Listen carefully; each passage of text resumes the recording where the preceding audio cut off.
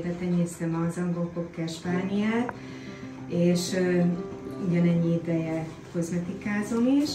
Itt most egy 9 hónap körüli angol cocker spaniel fiúcskát látunk, akinek ez lesz az első kutyakozmetikai beavatkozása. Kaptam egy ilyen kérést, már a YouTube-on megtalálhattok egy kozmetikai videómat, de kaptam egy kérést, hogy lehetséges lenne, hogy egy világos színű kutyán mutassam be, mert jobban fog látszani. Most itt a ragyogó alkalom, remélem, hogy fogok tudni nektek segíteni, hogy szépen meg tudjátok trimmelni a kutyát. Az első körben ezt az elhalt szőrszálakat fogjuk eltávolítani a spánielről. Ehhez gumiújat fogunk használni. Nagyon szeretem ezt a sortekes gumiújat. Nagyon sok mindent kipróbáltam már, de nekem ez vált be a legjobban. Ezt nagyon sokszor lehet használni, nagyon bírja a strapát, nem vágja ki, csak nagyon hosszú idő után. Érdemes időnként átmosni egy kis szappanos vízzel, hogyha elkoszolódik vagy elzsírosodik, mert akkor még jobban fog tapadni, és könnyebben ki lehet szedni a szőrt. Először a spánielnek a gerincvonalába fogjuk eltávolítani az elhalt szőrszálakat. Lehetséges, hogy laikusnak úgy fog tűnni, hogy ez egy agresszív beavatkozás. Tulajdonképpen azokat a szőröket fogjuk eltávolítani, amelyek amúgy is már megválna a kutya. Azt szoktam tanácsolni a gazdiknak, hogy akkor hozzák első trimmelésre a kutyájukat, amikor már a húslevesben is kutyaszőr van. Hát ez a kutyus nagy valószínűséggel megérett erre az állapotra. Mindig a faránál kezdem el, és úgy haladok előre egészen a fejig végig. Ezeket a pelyhecskéket fogjuk eltávolítani, a fartól szoktam kezdeni. Az első, én jobbkezes vagyok, ezért a bal kezemet használom arra, hogy ilyen legyezőszerű képződményt csináljak a szőréből.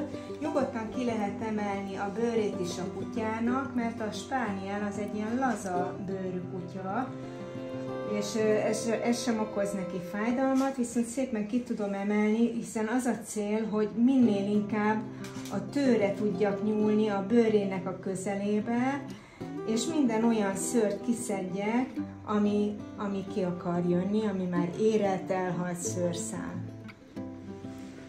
A másik kezemmel, a jobb kezemmel azt szoktam javasolni, hogy ne ezt a csipkedő mozdulatot használja a tanuló, mert ettől az izület egyrészt nagyon gyorsan kimerül, és nem tud hatékony nyomóerőt csinálni az ember, hanem itt van az újbegy, az első újbegyünknek a csontja tulajdonképpen, és a hüvelykujjnak az újbegyét erre a csontra fogjuk rászorítani, és egy ilyen mozdulatot fogunk tenni, és így fogjuk kihúzni a szőrszálat. Mutatom már is, hogy működik ez.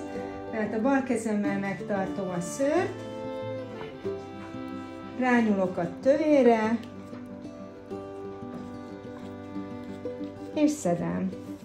Amikor elfogy itt a kezembe a szőr, akkor egy fogást váltok, egy kicsit följebb fogom, és ahogy húzom, látszik, hogy amit tartok itt föllül, azok szépen úgy engedem le, hogy a jobb kezemmel hozzáférjek.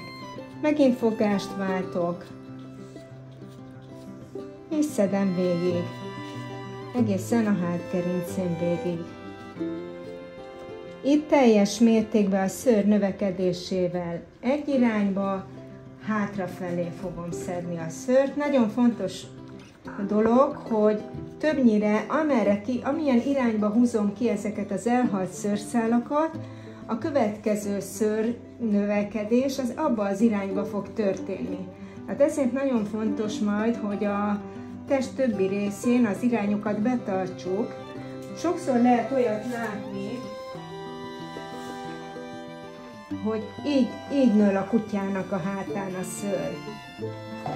Ez azért van, mert a gazdi otthon így keféli a kutyát. És ilyenkor is azért a kefélés következtében is van szőrhullás.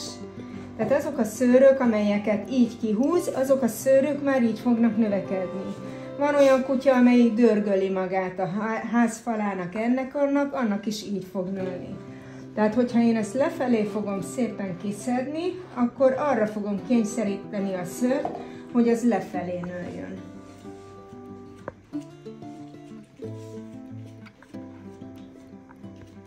Itt nagyon könnyű meglátni, és azért valóban nagyon jó, hogy egy ilyen világos kutyán tudom bemutatni ezt a trimmelést, mert itt nagyon jól látszik, hogy mi az, ami elhalt szőrszál, és mi az, ami érett, frissen növő szál. Itt elég komoly színbeli különbséget is fel fogunk tudni fedezni, és egy nagyon látványos eredményt fogunk elérni.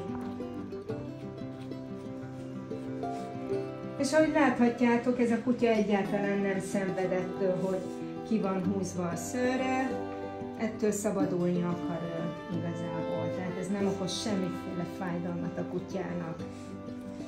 Valamelyik el is alszik. Itt, amikor a hátán dolgozok, nyugodtan el is feküdhet, kényelembe helyezheti magát. Ez az első kozmetika, ez bizony 3-4 órát is igénybe vehet, vagy akár még többet is. Amit még el tudnék mondani, hogy egyrésztről van szuka és kan között különbség a korban. Mindig felszokott merülni ez a kérdés, hogy a spániát mikor lehet megtrimmelni először. Amit mondtam az előbb, hogy tényleg a lakásban hömpölyögjön a szőr, az egy biztos jele annak, hogy beérett. Nem érdemes 4-5 hónapos, 6 hónapos kutyát erőszakkal megtrimmelni, nem fog jönni a szőre, és az bizony fájdalmat is okozhat a kutyának. Sajnos a kutyakiállítások most már annyira megkövetelik, hogy egy kölyök kutya is úgy nézzen ki, mint egy felnőtt kutya kicsiben, hogy nagyon sokszor meg kell tulajdonképpen erőszakolni a szőrt, és agresszíven kitépni azért, hogy a kutya úgy nézzen ki. Én azt mondom, hogy egy babakutya nézzen ki babakutyának, és egy felnőtt kutya nézzen ki felnőtt kutyának, és nem biztos, hogy érdemes ezért egrecíroztatni a kutyát egy kölyök címér. Ha szakavatott bíró van, az úgyis alá fog látni a bundának, hogy mi van a bunda alatt, és azt fogja érteni. És meglátni a hibákat és a pozitív dolgokat is. Tehát a kanoknál a szőrérés az sokkal később kezdődik meg, ez a hormonális átalakulások miatt is van.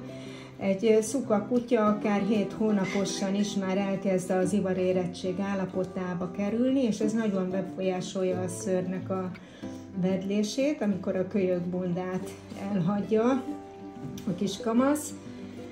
Úgyhogy a szuka kutyákat, azokat előbb le lehet trimmelni, mint a kanokat. Előfordulhat, hogy egy kankutya akár 10-12 hónapos korban tudom először megtrimmelni.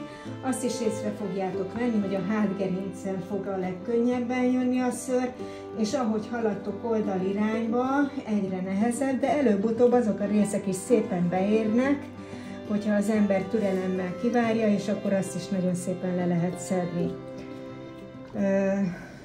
A trimmeléssel különben elő tudjuk idézni a vedlést, tehát hogyha nagyon-nagyon nem jön a kutyának a szőre, és mondjuk csinálunk egy ilyen kis alapozó trimmelést, elképzelhető, hogy egy 2 hét múlva, ha visszarendelitek a kutyát, akkor beindul ez a szőrváltási folyamat, nem tudom, hogy mi az oka pontosan, de ez működik, és utána sokkal könnyebb lesz letrimmelni a kutyát, mert elkezdi eldobni ezt a babaszőrt. A szukáknál sokkal korábban van, illetve van egy szőrszín alapján is egy kis különbözőség. Ezeket a világosabb színű kutyákat, ezeket korábban el lehet kezdeni trimmelni. Az aranyszínt általában egész korán el lehet kezdeni. A egyszínűek az a tapasztalatom, hogy kicsit később kezdenek el váltani. És itt most már láthatjátok, hogy nagyon szépen jön elő az új szőr, és egy csodálatosan szép, sötét színű aranykutya lesz, ami nem csak a szőrileg, de nekem küllenileg is nagyon tetszik ez a kis fickó. Természete is nyugodt, kiegyensúlyozott, egy nagyon jó vérmérsékletű kutyáról van szó. Hát láthatjátok, hogy milyen gyönyörűen kijöttek már ezek a szőrszálak, még ezeket az aprókat is kiszedjük. Fürdetés után majd még jön föl ilyen kis pelyhecske, amit majd ki kell szedni. Elkezdünk menni az oldalára. Itt ugye már említettem, hogy az irányokra figyelni kell. Az oldalánál lefelé fogom húzni a szőrt, egy picit mehetsz fél hátrafele, de inkább a lefelé tartás a lényeg, hogy ezek a szőrök majd később szépen kövessék a bordakosságnak az ívét. Az angol cocker spanielnek egy dongás bordakosarának kell lenni, szép széles, hordó alakúnak. Amikor azt mondja egy laikus a kutyára, hogy kövér, akkor nagy valószínűséggel, ugye a kiállítási spánieljeimért mindig lekövérezték, de ugye nem volt kövér, hanem szép dongás bordakosara volt, és széles volt emiatt a háta. De az a jó, hogyha megtapogatjuk a kutyát, és érezzük azért a bordázatot, legyen rajta egy kis fusi, egy kis zsírréteg, finoman, nyilván mértékkel, de igazából a csontozat miatt legyen széles a kutya, és ne a zsírréteg miatt. Tehát itt szépen húzom lefelé. Mit is kell figyelnem itt, amikor az oldalsó résznél tartok? Ha megnézzük a kutyát, ugye a kvadratikusságra kell törekedni, hogyha majd itt a falrésznél és a vállövi résznél ki lesz rimmelve a szőr, akkor már optikailag nagyon sokat rövidítettem a kutyán. Ahhoz, hogy meg tudjam határozni a szoknyának majdan ezt a mélységét, hogy meddig trimmeljem, itt az ágyék résznél van a horpasz, ide nyugodtan tegyük a kis ujjunkat, illetve a martól, hogyha levetítjük a kezünket, a könyöknek a csúcsánál körülbelül, meg itt a könyök csúcsa, hát a fölött, ez is attól függ, hogy mennyire bordás a kutya, ha szép dongás, akkor nyugodtan le lehet menni könyökig, hogyha szív alakú a bordázat, a keskényebb, akkor érdemes egy kicsit följebb hagyni, hogy az üres szívtájékot valamilyen szinten takarja a szőr, tehát akkor egy kicsit magasabbra hagyjuk, ezt a két pontot képzeletbe összekötjük, és innentől fölfelé, ami van, minden szőrt eltávolítunk. Ami alatta van, azt pedig szépen növesztjük szoknyának. Zászlós, szép zászlós legyen. Tehát ezt egészen addig le kell trimmelni.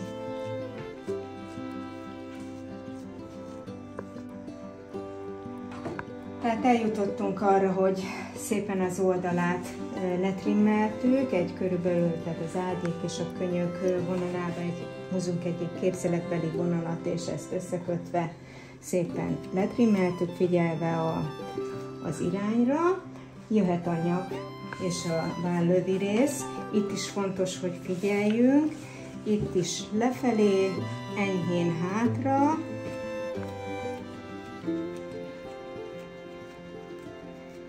És az összes ilyen világos szőrt kitépjük, ami nem odaillik.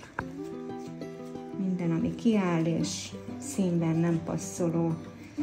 Ezért nagyon jó az aranyszín, mert nagyon jól mutatja, hogy mi az, amit ki kell szedni. Lapockáról is leszedjük a szőrt, nem afgánagár. Itt már egy kicsit mehetünk hátrafelé, hiszen az a célunk, hogy ez a vállövi szögelés, ez a vállszögelés, ezt a szőr is mutassa, hangsúlyossá tegye, hogy egy szép szabályos derékszöget bezáró csontokról van szó, lapocka és karcsont. Szögeléséről beszélünk itt a frontnál.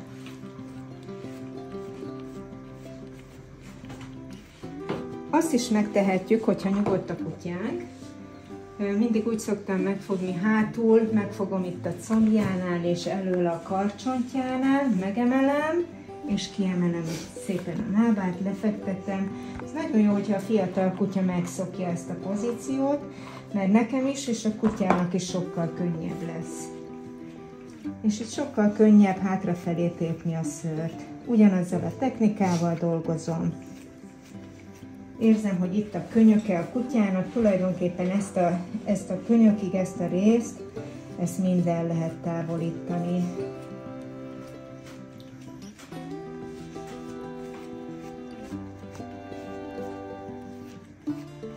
Egy csodálatosan érett szőr.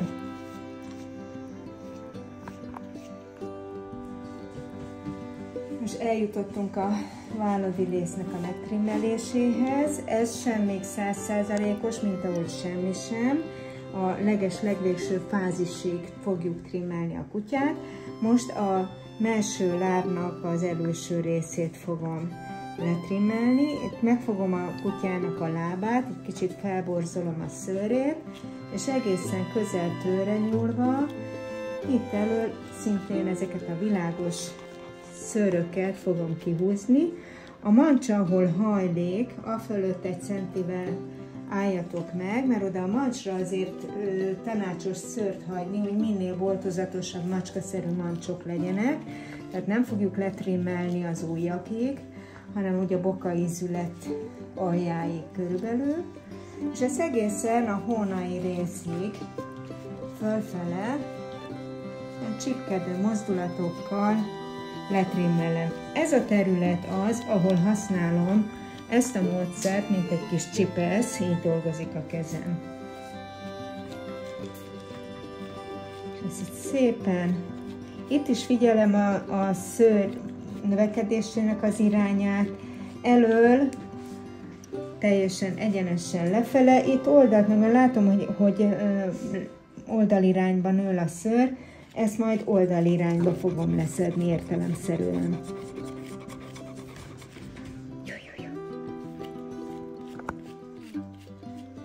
Egészen a könyökig.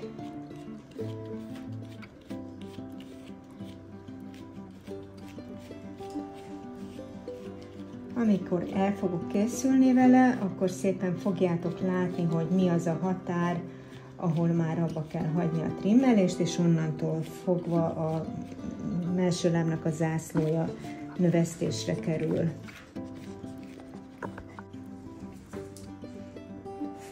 Jó, végeztünk itt a lábnak az előső részével, nincsen még kész ez a végtag sem teljesen. Érdemes időnként pihenni, hagyni a bőrt, amikor már sokat trimmeltünk, térjünk át egy másik területre, és utána majd, amikor már egy kicsit megnyugodott, megpihent a bőr, akkor visszatérünk rá. Tehát most folytatni fogom a fejével, amíg ezt itt egy kicsit pihen ez a testrész. Ezt is ugyanúgy fogom trimmelni, mint a hátát, a feje közepén hátrafelé, a füle irányába pedig lefelé fogom trimmelni, illetve az összes ilyen vadszőrt, kis szakákákat, vigyázva, hogy a bajuszt ne húzzuk meg, mert az fájdalommal jár, ezeket is mind el fogom távolítani. A technika az ugyanaz.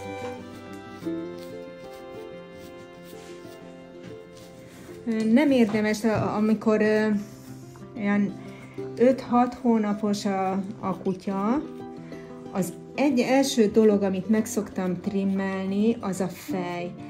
Nem érdemes meghagyni, hosszúra megnöveszteni, és akkor ide előre bukik az egész, mert megtörik a szőr, és amikor eléri ezt a kort a kutya, akkor hiába fogom megtrimmelni, fölfelé fognak állni az új szőrök is, mint egy kis tüske, és egy 2-3 trimmelés kell akkor ahhoz, hogy szépen besimuljon a fejére. Ezért az az első, hogy a fejet azt már... Tehát a kutyának a fejét, akár már 6 hónapos korban érdemes elkezdeni trimmelni. Nem kell törekedni a 100%-osságra, de egy kicsit mindig szedni, hogy ne nőjön túl a szőr, mert akkor előre fog borulni, megtörik a szőrszál, és amikor úgy igazából leszeretném szedni, akkor az új szőrök is kis tüskeként fognak felállni, és 2-3 trimmelés kell ahhoz, hogy szépen besimuljon a fején a szőr. Ezért ez az egy testrész, amit már elég korán elkezdek trimmelni, attól függetlenül, hogy mennyire éred be a test másik táján a szőr. A koponyán végig a fejtetőn hátrafelé, oldalt pedig lefelé a fülnek az irányába fogom szedni, ugyanavval a technikával, ahogy a hátát.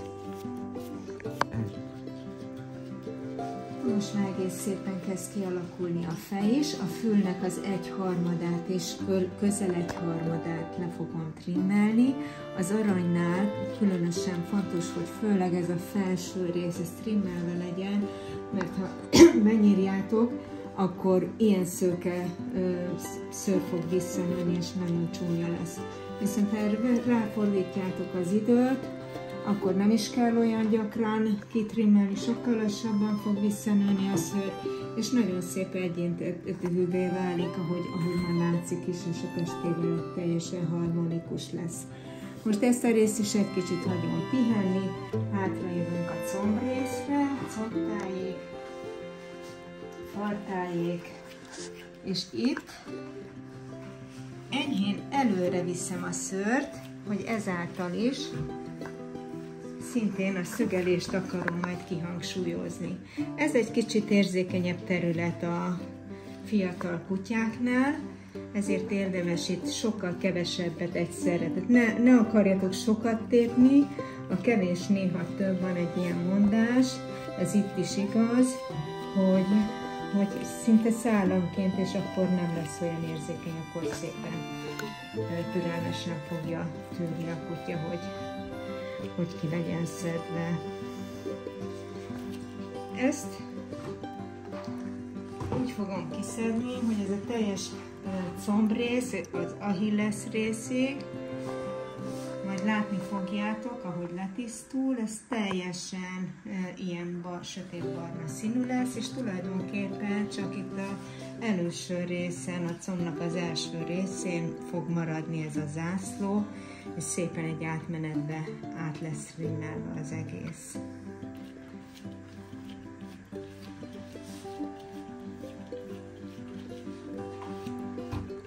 Hát kicsit előre rimmelek az oldalsó résznél.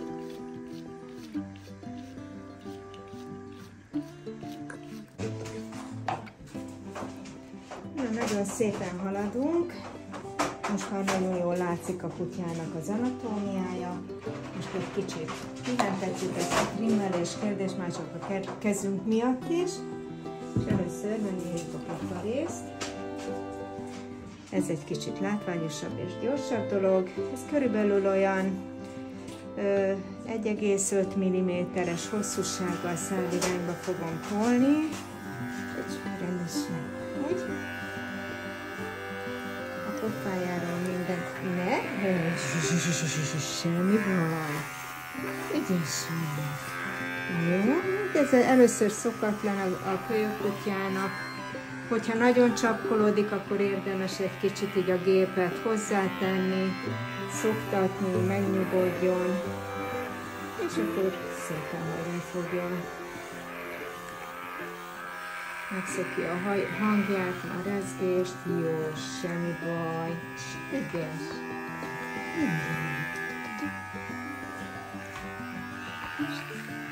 Ide?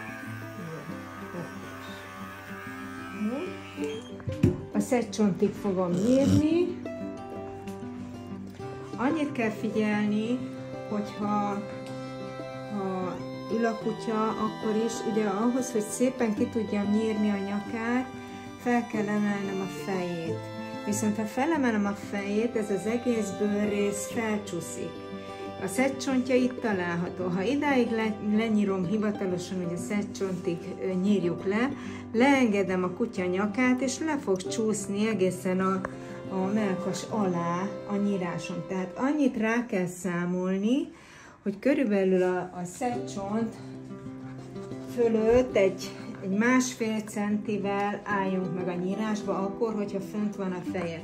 Ha leteszem párhuzamosan az asztalhoz, akkor fogom jól látni, hogy itt már tulajdonképpen alig kell nyírnom, mert itt van a szedcsontja.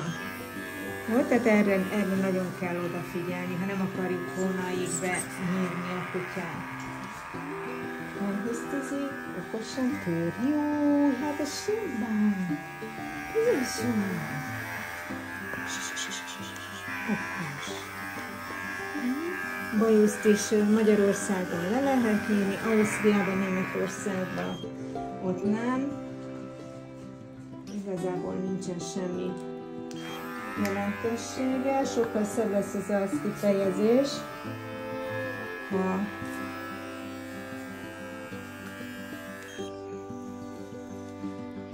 le van nyírva ez a sok bozont itt, de hogyha ennyire nem bírja, akkor simán ollóval is meg lehet ezt csinálni. Csináljuk.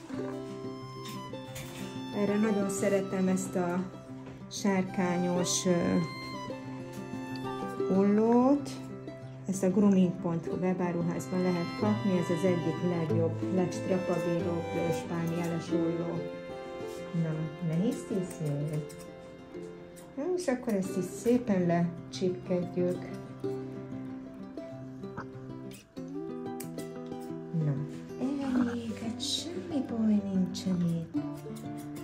Minden ilyen kiállót. Jó.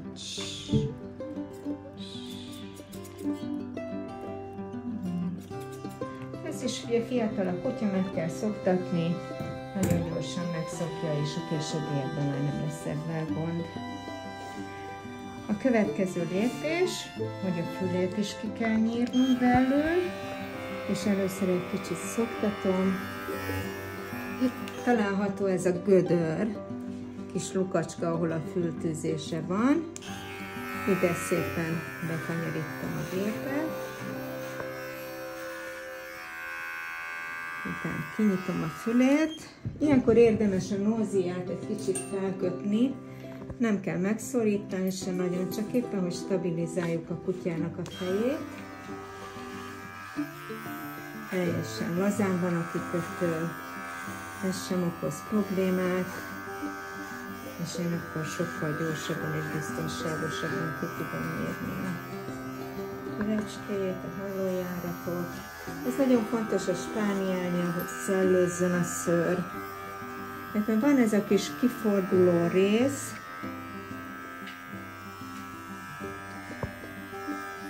ide egy picit benyírunk. Ahogy kifordul ez a fülrész, ez be tudjon szépen simulni a szőr. És itt alul is. Tulajdonképpen ennyi, amit itt a fejnél szoktunk gépezni.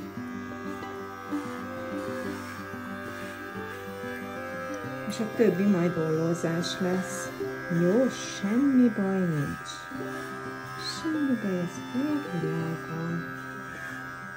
Itt egy kicsit követem a szőr növekedésének az irányát, ahogy a gépet használom. Illetve itt a tövénél akár visszafelé is tolhatom. Minél inkább legyen kinyírva, a spániel az eléggé hajlamos a fülgyulladásra. Nagyon fontos, hogy szellőzzön a szőr, sose legyen itt betömődve. Itt van ez a kis lebernyeg, mögé nyúlok, és ezt egy kicsit így kinyírjuk.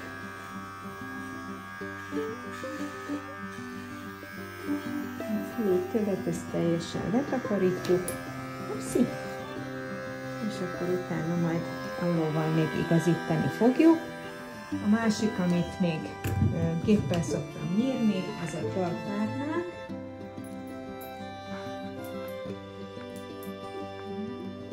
Kicsit itt maradsz.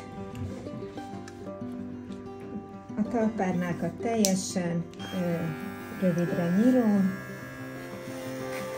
0,5 mm, 1 mm. Ez több okból fontos, hogy ne csúszkáljon a kutya, éppen a kis tapadó korongjai meglegyenek, talpárnái, illetve itt a spánielnél nagyon hajlamos becsomósodni is a szőr, és a sok nedvességtől akár be is gombásodhat, tehát érdemes ezt a teljesen így lenyírni. Így, és ugyanezt elől is.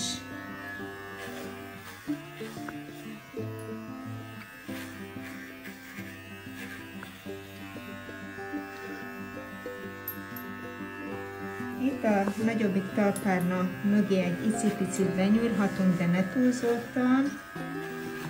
És itt oldalt is vigyázzunk, hogy ne toljuk nagyon ki, mert akkor luk lesz. Hát csak ott, ahol a talpárnák vannak, a körüli szőrt, ami a talpárnára ránől, azokat toljuk. Jaj, hát nem fáj. Semmi baj.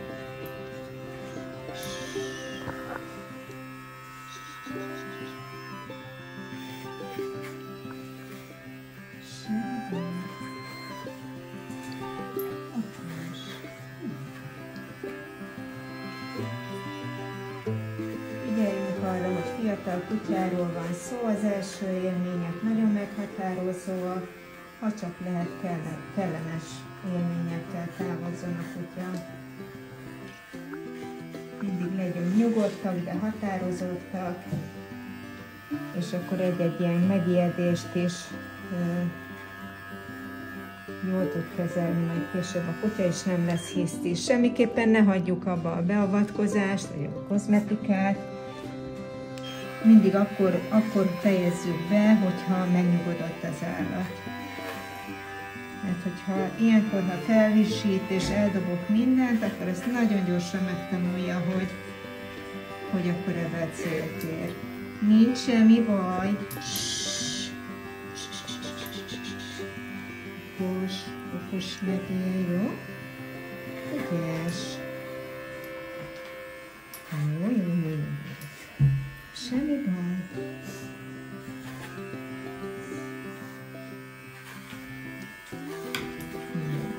Nagyon ügyes. Ez nem fáj. Ez nem fáj. Semmi baj. Nagyon ügyes. Nagyon ügyes. Hát itt nagyon jól látszik, hogy próbálkozik a kutya, tiltakozik, de hogyha szeretettel, nyugalommal én tovább folytatom a munkát, akkor ő is megnyugszik, és nem lesz a későbbiekben gond. Sem az erőszak, sem a kiabálás, sem a türelmetlenség nem vezet jóra. Mindig szeretettel, de határozottan csináljuk a dolgunkat, és akkor nagyon szépen megtanulja, és élete végéig nem lesz vele probléma. Jó, lássuk a mellső lábaknak a nyírását. Ehhez szükségünk lesz szintén erre a sárkányos orróra, multiple, ha jól emlékszem, az a típus neve, illetve ezt a Pearl Puffs kis ollókat nagyon szeretem, ezt is a grooming.hu weboldalán megtaláljátok. Párhuzamosan tartom a kutyának a lábát az asztalhoz, megkeresem itt a talpárnát, és ide merőlegesen felnyírok. Egészen a karmoknak a vonaláig. Soha ne így befelé, mert le fogom tarolni azt a szőrt, amire szükségem van ahhoz, hogy macskamancsokat csináljak. Tehát ide szépen felnyírok, kvázi egy falat csinálok ide a mancsnak a első részére. Amikor ez megvan, kicsit lebuktatom a karmokat, és közvetlen azokat a szőröket, amik a karom mellett nőnek, azokat egészen rövidre vágom, azért, mert hogyha lerakom a lábát a kutyának, ezek a karmok előre fognak dőlni, és a körülöttük lévő szőr, az rá fog borulni a karomra, és nagyon csúnya látványt tud mutatni, hogyha ezt nem vágjuk le. Ha ez megvan, berakom a lábát, hozok egy fésűt.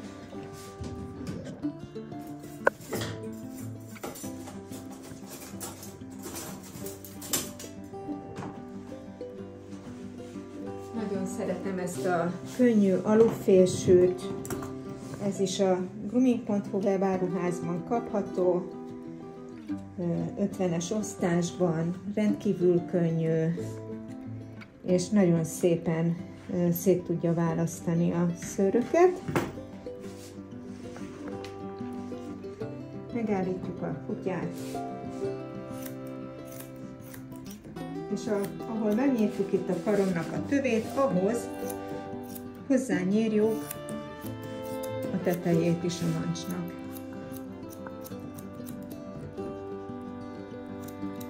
Amikor ez megvan, körülbelülre megnézem, hogy mekkora lesz a mellső lábnak a vastagsága, és ahhoz fogom nyírni a mancsnak a szélességét is. Gyakorlatilag csinálok egy kockát, de kívül-belül megnyírom.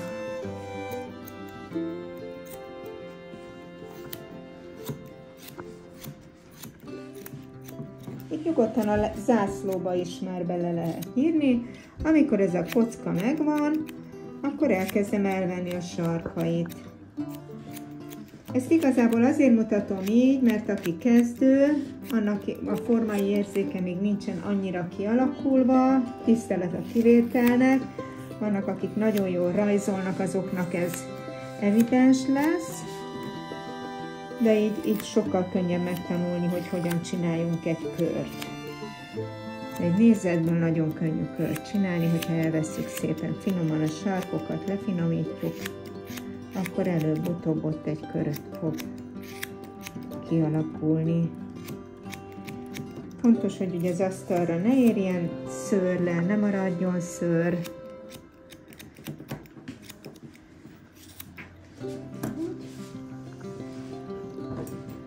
Amikor ez megvan, akkor ebben a jó kis ritkító ollóval elkezdünk finomítani. Ez is most még egy ilyen vázlatolás. A legvégső fázisban fog majd a szárítás után még kialakítani, még finomítani ezen a munkán, illetve a méreten még levenni, hogyha szükséges. Először nagyjából csináljuk meg.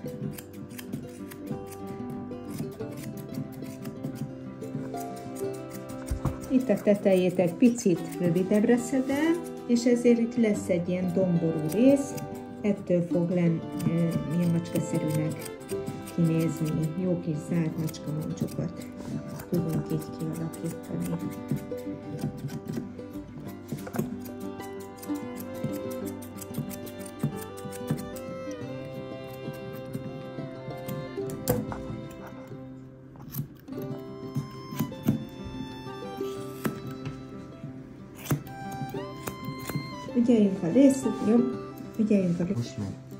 Ügyeljünk a részletekre, semmilyen kis kiálló inci-pinci ne lógjon ki. Legyen szép, rendezett. Ide hátulra ne nyírjatok be, mert szintén luk lesz, és nekünk ide kell a zászló, majd az alsó vonalnyírásakor fogjuk hozzáigazítani a mancshoz a zászlónak a szőrét. Mindig a mellső lábnak a mancsával kezdjétek a nyírást, mert a spánielnél különösen a mellső lábaknál sokkal nagyobb a mancs, mint a hátulsó végtagoknál, és nekünk törekedni kell a harmóniára. Nem rakhatunk előre egy csizmát, hátulra meg egy töröncipőt. Ez egy kicsit viccesen fog akkor kinézni. Éppen ezért mindig elől kezdem, és amikor hátra jövök, akkor már csak azt nézem, hogy körülbelül ilyen méretű lábat csináljak, mint elől. Ezért itt nem kell ennyire erősen kinyírni a karmokat, éppen hogy csak láthatóvá tesszük, és egész egyszerűen csak körbenyírjuk ezt a hátsó mancsot, hátulsó mancsot.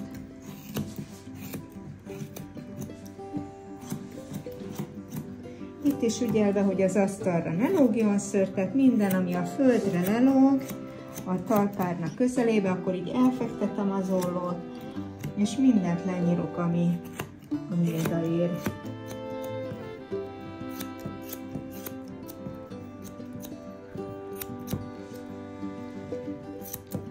Itt is körülbelül amilyen vastagra, szélesre akarom csinálni a csánkót, olyan szélesre fogom nyírni a mancsot alul.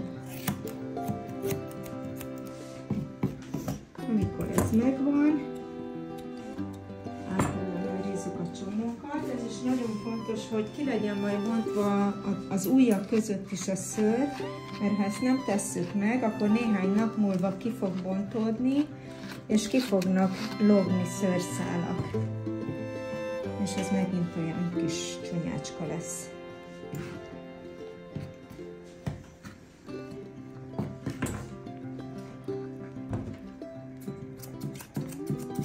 Amikor ez megvan, szintén a ritkítólóval körbeigazgatjuk. Ez szép macskaszerű legyen. Itt ezt a lábnak a zászlóját hajtsátok nyugodtan félre, amíg nyírjátok a mancsot, és akkor nem zavar. Látjátok, hogy mit csináltok.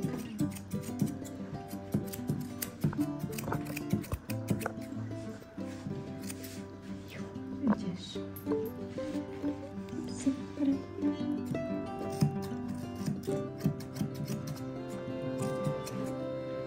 Így mi?